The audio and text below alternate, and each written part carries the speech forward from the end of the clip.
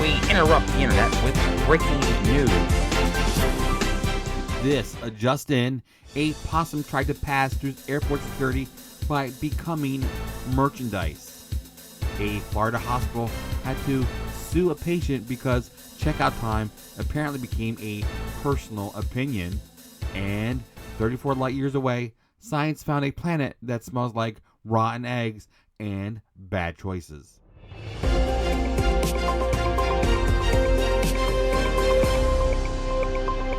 Good evening, everybody, or good whatever time it is where you are, because the news once again refused to respect business hours.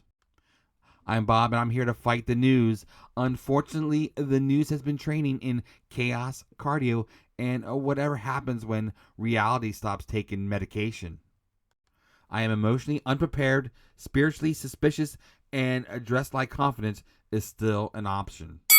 A real Australian bushtail possum was spotted tucked among stuffed animals in a gift shop at Hobart Airport in Tasmania. So, let me get this straight. A possum looked at a shelf full of plush toys and said, "Yeah, I can fake this." That is confidence. That is commitment. That is an animal who understood retail theater better than half the people working in marketing.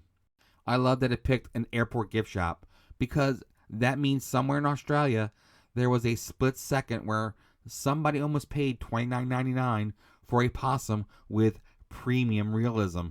Also, a credit to the possum for the strategy. No sudden movements, big brown eyes, blend with the inventory. That's not wildlife, that's espionage with fur.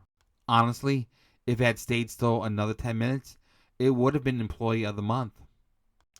To the scoreboard, before the possum earns a freaking flyer miles. After round one, Bob comes out swinging with a strong anti-merchandise instincts. Tallahassee Memorial Healthcare sued a patient who, according to the hospital, remained in room 373 for more than 5 months after a formal discharge order was issued on October 6. The hospital said her continued occupancy kept the bed from being used for acute care patients. This is the most Florida landlord-tenant sentence I have heard in my life. Not the patient needs more care, not there was a clerical misunderstanding. No, the hospital had to sue because somebody turned room 373 into a long-term lifestyle choice. At that point, that's not a discharge issue. That is a lease with blood pressure cuffs. And imagine being the staff, because a hospital room already has enough emotional energy in it.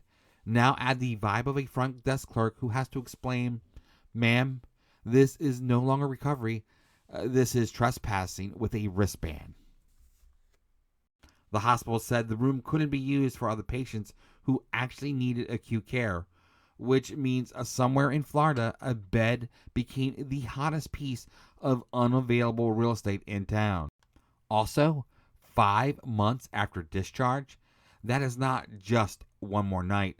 That is a residency program with no medical school attached.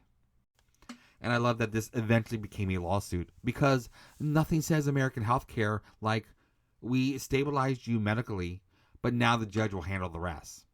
Send it to the scoreboard. I need to know if squatters' rights apply to IV poles. Bob fought bravely, but the news answered with room 373 refusing to respect checkout procedures. Astronomers say exoplanet L98-59D has a sulfur-rich atmosphere in a global magma ocean with surface temperatures above 1500 Celsius, about 34 light years from Earth. This planet has everything: rotten egg air, an ocean of magma, no solid crust. So, congratulations to space for finally listing a property that even Zillow would describe as handyman special, bring your own planet. A sulfur-choked atmosphere means the whole place basically smells like the universe made a bad brunch decision. And a magma ocean? That's not an exoplanet. That's a cast iron skillet with orbit. Scientists are calling it unique. Of course it's unique. If Earth had one neighborhood like that, we'd put orange cones around it and tell the kids not to ride their bikes near the screaming horizon. I also appreciate that every time astronomers find one of these worlds, they describe it with the calm tone of people discussing patio furniture. Oh yes, it's an extraordinary planet with a toxic gas and a permanent lava sea. Sir, you found Satan's crockpot. At this point, space is just showing off. Oh, you like oceans? Here's one you can't touch. You like air? Here's some petroleum gas. You like land? Best I can do is a glowing regret. Take me to the scoreboard. I have stared into the cosmic air fryer, and it stared back. After 3 rounds, the news surges ahead with interstellar sulfur and volcanic disrespect. Just when I thought I heard the final bell, the news came back with a folding chair. A likely meteor over Ohio and Pennsylvania had people calling 911 because nothing spices up a weekday morning like the sky doing a jump scare. Erling Haaland is investing in a world chess tour because apparently scoring goals was not enough, and now he wants to intimidate people at a table too. Afroman won his lawsuit over those raid-mocking music videos, which means somewhere a legal defeat has been set to a beat. And that will do it.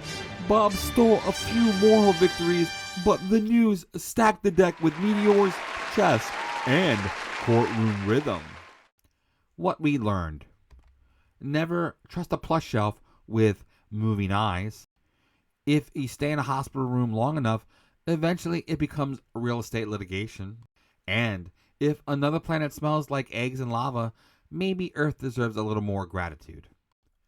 The news takes it tonight on depth, range, and one absolutely filthy performance from a sulfur planet. Tonight's winner by a split decision, cosmic nonsense, and the undefeated heavyweight champion of unnecessary escalation. The news!